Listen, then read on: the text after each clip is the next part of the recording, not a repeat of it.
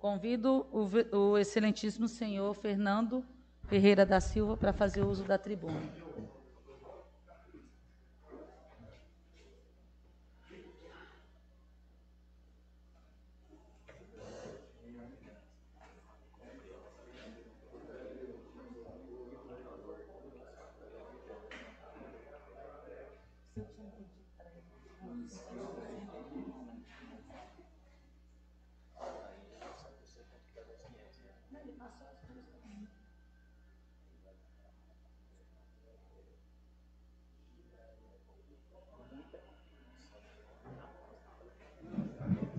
Alô? Senhora presidente, demais membros da mesa, colegas vereadores, público que se faz presente, estendo meus cumprimentos a todos aqueles que terão a oportunidade de nos ouvir. Primeiramente, eu quero aqui dar total apoio às indicações dos colegas vereadores. Dizer ainda que o projeto de lei aqui em debate, que revoga as APAs neste município, criada lá em 2001, vem de encontro aos interesses de dezenas, para não falar centenas de proprietários rurais da região da Taboca e região do Prata. A justificativa de criação dessas APAs, segundo o prefeito da época, era de que o município iria receber recursos do denominado Imposto Verde. Estive, naquela ocasião, apreciando e debatendo o projeto. E, quando se fala em receber recurso para o município, cria essa expectativa de que é para o bem do município. Votamos no apagar das luzes, mas o que aconteceu dali em diante é que nada rendeu ao município. E hoje nós estamos vendo dezenas de proprietários rurais dessa região, principalmente da Tadarinama, sendo prejudicados por um erro material do Poder Executivo e não do Legislativo, porque colocaram a área de proteção ambiental de 9.015 hectares. Não se sabe por que razão deste erro que ocorreu na hora da publicação. E quem está pagando o pato? Quem está pagando o pato são os pequenos proprietários, médios proprietários da região, que cabe a nós, enquanto vereador, enquanto legislador, corrigir esse erro cabal. Quero aqui dizer ainda que estivemos em Cuiabá na última semana para tratar de dois assuntos específicos: a situação dos servidores que são vigias do Estado e da regularização fundiária do nosso Estrela do Leste. Sobre os vigias que estão sofrendo transtorno em suas vidas, com risco até mesmo de ser transferido para outros municípios, nós sentamos com o diretor institucional da SEDUC, João Batista, e levamos a ele a situação. E dissemos a ele que os vigias aqui, servidores do Estado, pode continuar servindo o município numa parceria de cooperação. E isso só ocorreu por causa dos fechamentos das nossas escolas estaduais. Está sobrando vigias e a distribuição os colocaram para servir o Estado nessas escolas no período da manhã. Estão trabalhando mais de inspetor de aluno do que de vigia. E isso trouxe transtorno a esse pessoal que sempre ao longo de 20 anos, 15 anos, trabalharam à noite. E eles criaram outros meios de sobrevivência. Alguns viraram os comerciantes, outros empreendedores individuais, e de repente se verem alijados de uma segunda fonte de renda. Mas o principal fator é que o município precisa. E se há necessidade do município, sem nenhum ônus para o município, por que não deixar esses servidores efetivos do Estado à disposição do município, principalmente das nossas escolas municipais? O compromisso do senhor João Batista era que o município encaminhasse um requerimento solicitando essa cooperação, que será possível sim fazer essa parceria. Nós estivemos ainda lá no INCRA, aonde nós sentamos com o presidente do INCRA e um servidor de carreira. Eu fui acompanhado do ex-vereador José Serafim, que até então era presidente da Associação do Estrela, que abro uma pausa para cumprimentar o novo presidente Jair e o vice-presidente Geronço.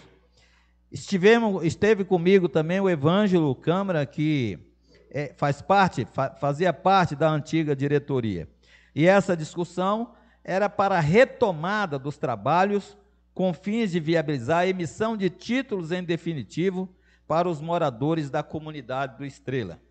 A audiência foi intermediada pelo deputado estadual Tiago Silva, que se fez representar pelos assessores parlamentares Dinivaldo Lima e doutora Deise Arruda, onde nós somos recebidos pelo presidente do INCRA, Joel Machado, e pelo servidor André Walter.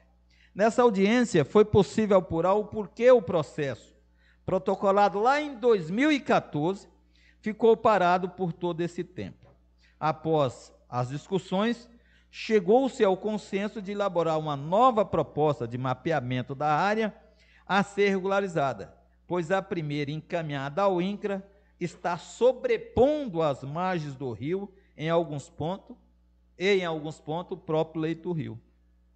Ficou ao cargo do nosso deputado Tiago Silva agendar uma audiência em Brasília no Ministério das Cidades, com o objetivo de discutir e aprovar essa nova proposta de redimensionamento da área para, em ato ulterior, fazer um novo levantamento topográfico.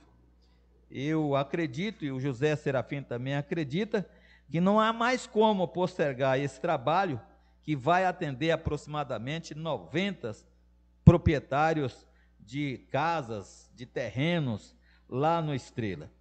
E certamente essa será uma abertura para que nós resolvamos outras áreas da cidade aonde está sob a jurisdição do INCRA. Nós vamos dar continuidade nesse trabalho. Por último, quero aqui voltar a uma situação municipal.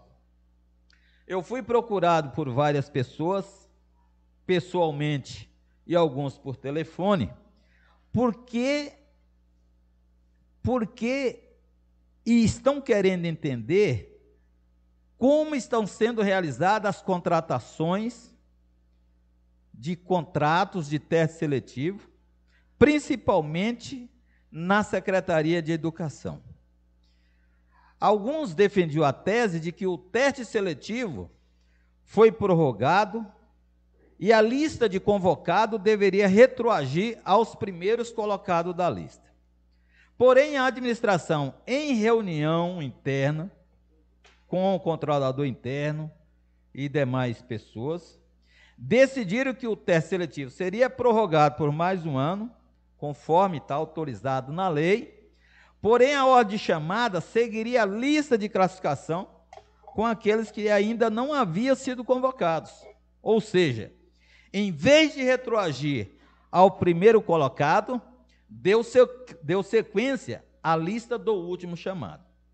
Até aí tudo bem, porque eu fiz uma leitura da lei e, infelizmente, ela foi mal elaborada, a ponto de ter dupla interpretação. A interpretação que foi dada pela administração foi de seguir a ordem daqueles que ainda não tinham sido chamados. A meu entender, se vencer os 2 anos, ia renovar, poderia voltar a retroagir lá atrás. Mas, por decisões políticas, manteve-se a ordem daqueles que não foram chamados. Ocorre que, Agora, o que chegou até mim é que a lista já alcançou todos aqueles que faltavam ser chamados. Ou seja, aquele último teste seletivo para as respectivas áreas, principalmente da educação, já foram convocados. Logo, numa interpretação extensiva, a ordem de chamada deveria retroagir. Agora, o primeiro colocado para cada função. Por quê? Porque se eu prorroguei o teste seletivo, a validade tem que ser para aqueles que fizeram o teste seletivo. Porém, segundo informações colhidas, a ordem de chamada está sendo por indicação, sem seguir qualquer ordem. A pergunta que faço é: se o teste seletivo foi prorrogado, a lista tem que ter validade. Se não for assim, qual será a outra fundamentação jurídica para não seguir a ordem de convocação? Ou a fundamentação é política e não jurídica? Como membro da Comissão de Educação, e aqui eu invoco também os colegas que fazem parte delas, vamos buscar uma resposta para esse ato da administração em respeito e por direito daqueles que se acham que estão sendo lesados. Não posso dar minha opinião se está certo ou errado, sem sentar e discutir isso com a Secretaria de Educação, para não ser injusto. Afinal, a minha profissão exige que eu obedeça principalmente o princípio do contraditório. É a bandeira de qualquer advogado criminalista. Aqui nós não estamos falando nós estamos falando aqui de direito administrativo com decisões hipoteticamente ilegais.